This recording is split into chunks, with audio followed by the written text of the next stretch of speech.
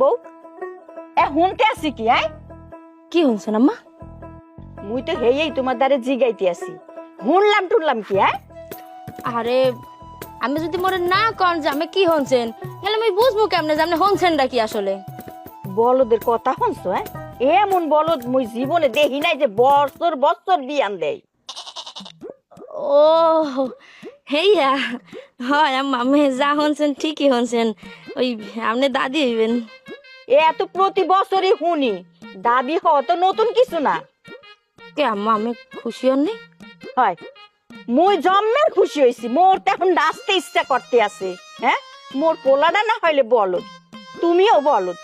আরে বুঝামু কারে? মোর পোলাটার একটু বুঝাইতে পারো না?